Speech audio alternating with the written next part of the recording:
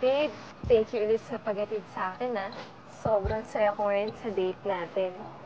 Sana maulit. Oo ba? Kahit araw-araw pa eh. Kung yun ay sasagutin mo na ako. Teka, kailan mo nga ba ako sasagutin? Excited ka masyado. Sabi ko nga sa'yo, mag-intay ka eh. Nga pala, baka nahanap na ako ni Mama. Sige, alis na ako ah. Bukas ulit. Sige ba?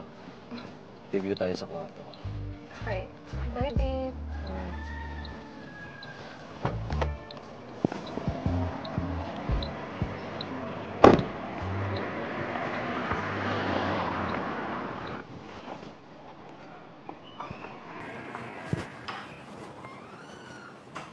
Oh, mahal. Tama-tama yung dating mo. Niluto ko yung paborito mong pagkain. Busog na ako eh. Ha? Eh, paano nangyari yun? Saan ka kumain? Sino kasama mo? Ito naman, makatanong. Siyempre, mga kaklasiko. Tsaka, pagod na ako, mahal. Sige na, pahinga na sa taas. Mag-bonding na lang tayo ngayon. Total naman, mansari naman natin eh.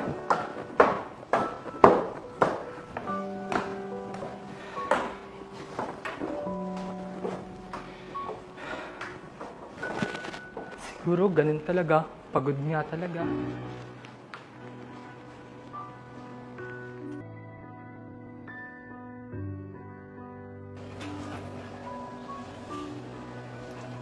Mahal, oh. Tingnan mo.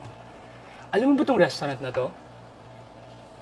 Since wala naman tayong oras sa isa't isa, dahil ikaw nag-aaral ka, tapos ako busy sa trabaho, Then, gusto mo ba mag-date tayo dito? G ka naman, di ba?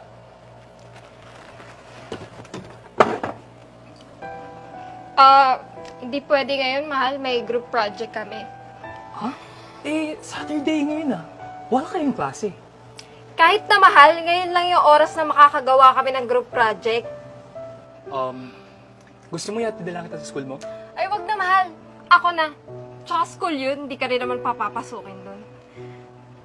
O sige, is na ako. Pasok na ako. Bye, mahal. Bye.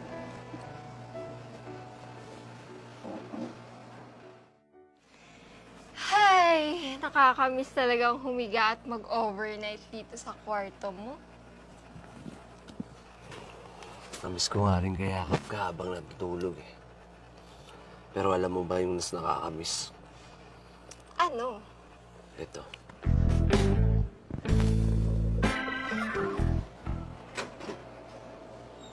Sinasabi ko na nga, be. Mahal! Bakit ka nandito? Akala ko ba group project ang gagawin mo? Eh bakit naguhubaran kayo? Anong gagawin nyo? Bata? Mahal, huwag kang mag-skandalo dito. Nakakahiya. Talagang mahiya ka pa dyan? Eh, tininaydor nyo ako. May boyfriend ka pala? Sinabi mo sa'yo wala kang boyfriend? Sorry babe. Hiwalayan ko naman na talaga siya eh. Ano ba? Tama na nga yan? Alam mo ba, napipilitan na lang akong sumama sa'yo kasi ikaw yung nagpapaaral sa akin. Pero, ang totoo, hindi na kita mahal. Kasi wala naman akong future sa'yo eh. Tsaka hindi ka naman nag-aaral. Bakit? Nag-aral eh.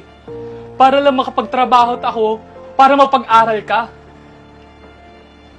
Pero, anong ginawa mo? Pinili mo pa yung classmate mo. Arte mo? Pwede ba umalis ka na? Total, malapit naman na ako magtapos mag-aral. Wala na akong hahabulin sa'yo.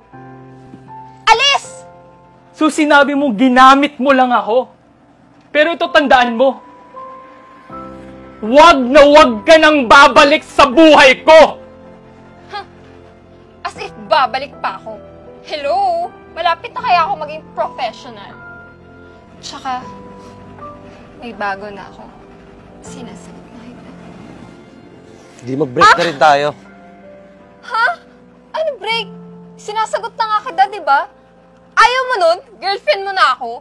Pagkatapos mong tratuhin ng boyfriend mo ng ganun-ganun na lang, sa tingin mo, papatulan pa kita? Asa ka?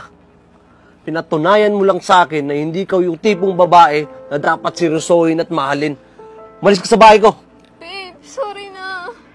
Ikaw naman talaga yung gusto ko. Iba ka naman talaga sa kanya eh. Ako? Iba ako sa kanya. Pero siya, pinatulan ka.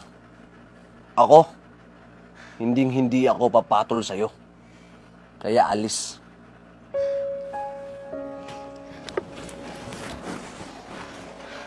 Alam mo, hindi pa naman huli ang lahat.